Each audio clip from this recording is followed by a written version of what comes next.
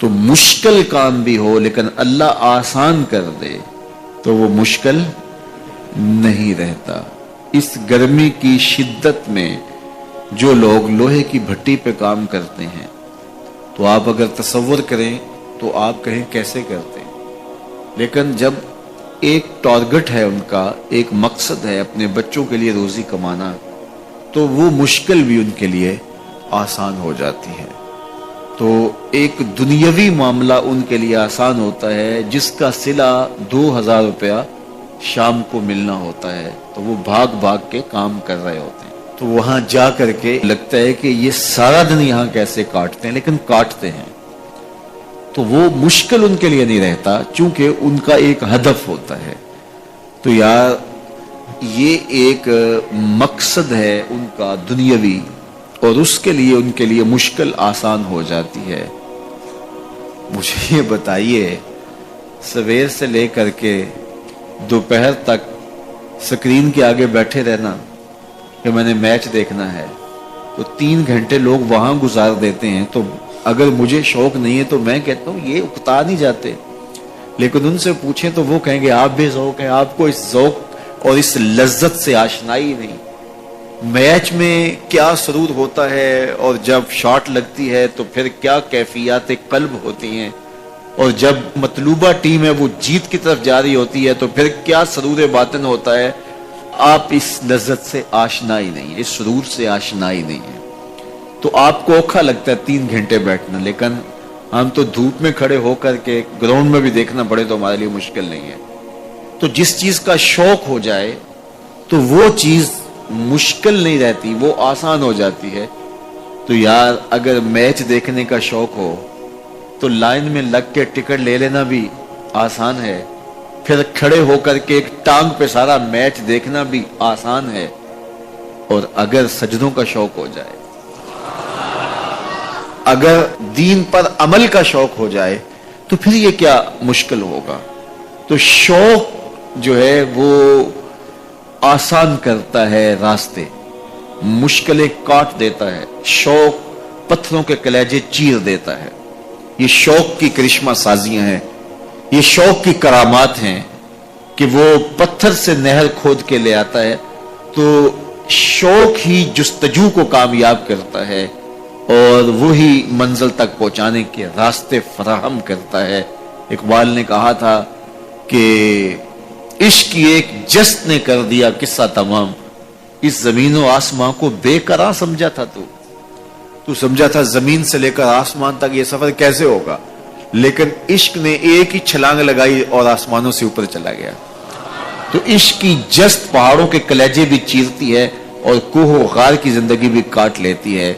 تو محبتیں عجیب ہوتی ہیں۔ تو یار محبت تو کرکٹ سے ہو جائے تو وہ آپ کو 3 گھنٹے بٹھا دیتی ہے، اور اگر دین سے ہو جائے تو پھر تو کیا کہنے۔ میرا تعلق ایک دیہات سے ہے، اور مجھے اچھی طرح یاد ہے کہ والد گرامی مجھے انگلی سے لگا کر کے مسجد میں لے جایا کرتے تھے۔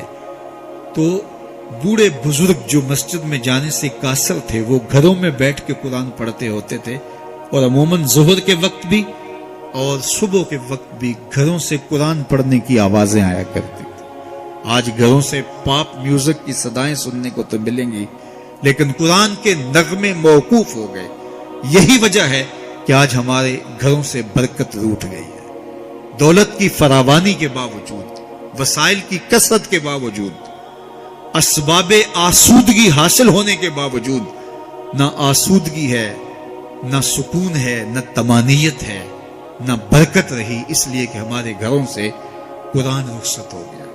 آج صبح اٹھ کے فیس بک کا چہرہ تو دیکھتے ہیں، لیکن قرآن کا نقشہ نہیں دیکھا جاتا۔ تو برکت کے قافلے گھروں سے رخصت ہو گئے اور گھر برکتوں اور رحمتوں سے خالی ہو گئے۔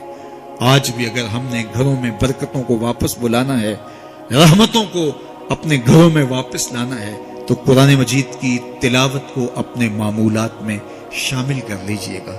پھر گھر میں آسیب کا سایہ نہیں ہوگا، ٹونا اور جادو نہیں ہوگا۔ پھر کسی بابے اور ملنگ کے پاس جا کر کے آپ کو اپنے مسائل نہیں بتانے پڑیں گے۔ آپ کے گھر میں قرآن ہے، سارے دکھوں کا علاج اسی مرشد کے پاس ہے۔ ساری مصیبتیں اور ساری مشکلیں اور سارے مصائب اسی قرآن کے دامن سے دور ہوتے ہیں اور اسی قرآن سے وابستگی سے گھر میں برکتیں اترتی ہیں. پھر آپ کو نہ آسیب، نہ جادو، نہ ٹونا اور نہ کسی نے کوئی بندش کی ہے، نہ کسی نے کوئی مسئلہ کیا ہے، کچھ نہیں ہوگا. آپ کے گھروں پہ رحمتوں کے سائے ہوں گے، اس لیے کہ آپ کے گھروں میں قرآن جب تلاوت ہوگی تو رحمتوں کے فرشتوں کا نزول ہوگا. تو جب رحمتوں کے فرشتے تمہارے گھر میں اتریں گے تو پھر کوئی مصیبت، کوئی پریشانی، کوئی بندش، کوئی دکھ آپ کے گھروں میں نہیں ہوگا. اس لیے قرآن مجید کی تلاوت کو اپنے معمولات زندگی میں شامل کیجئے. دیکھیے یہ رمضان المبارک کا مبارک مہینہ اکثر گھروں کے اندر قرآن مجید کی تلاوت کا معمول رہا، اور جو دن باقی ہیں ان ایام میں تلاوت کلام مجید کا معمول باقی رہے گا. تو اس کی برکتیں آپ اپنی آنکھوں سے دیکھ رہے ہیں. اور اگر یہ پورا سال ہمارے گھروں میں معمول باقی رہے، ہماری صبح کا آغاز ہی قرآن مجید کی تلاوت سے ہو، بیٹیاں بھی قرآن کھول کے صبح بیٹھ جائیں اور بیٹے بھی قرآن کھول کے بیٹھ جائیں، بوڑھے بھی قرآن کھول کے بیٹھ جائیں، جوان بھی قرآن کھول کے بیٹھ جائیں، تو مجھے بتائیے کہ کتنی رحمات اور کتنی برکات کا گھروں میں نزول ہو. تو اس لیے اپنے گھروں میں قرآن مجید کی تلاوت کے معمول کو کبھی بھی ترک نہ کیجیے. چاہے روز کے 2 صفحے پڑھیے، قرآن مجید کی تلاوت کے معمول کو باقی رکھیے. اور اگر اللہ آپ کو نصیب کرے تو اس کو مفہوم اور ترجمے کے ساتھ پڑھنے کی کوشش کیجیے، تاکہ قرآن کا جو ہمارے نام پیغام ہے وہ بھی ہم سمجھ پائیں کہ قرآن ہمیں کیا بتا رہا ہے اور ہمیں کیا میسج دے رہا ہے، تاکہ ہماری زندگیاں اس پاکیزہ کتاب کی روشنی اور کتاب کے اجالوں میں بسر ہو. اور یہ کتاب اللہ کا تیسرا حق ہے کہ اس کو مفہوم و مطلب کے ساتھ سمجھنے کی کوشش کریں. یہ ہمارے رب کا ہمارے نام پیغام ہے. آپ کے کسی دوست کا، کسی ملنے والے کا آپ کے نام خط آ جائے اور وہ اس زبان میں ہو جو زبان آپ نہ جانتے ہوں، تو اتنی دیر تک آپ مطمئن نہیں ہوتے جب تک اس کے مندرجات سمجھ نہیں لیتے، کسی ایسے شخص سے وہ مضمون جان نہیں لیتے جو وہ زبان جانتا ہو. تو ہمارے رب کا ہمارے نام یہ میسج ہے، ہمارے نام یہ پیغام ہے رسول کریم صلی اللہ علیہ وآلہ وسلم کی وساطت سے. تو ہمیں اس کو سمجھے بغیر چین کیوں آ گیا ہے؟ تو ہم اس پیغام کو سمجھیں کہ ہمارا رب ہمیں کیا فرما رہا ہے، کن امور کا حکم دے رہا ہے اور کن باتوں سے ہمیں روک رہا ہے.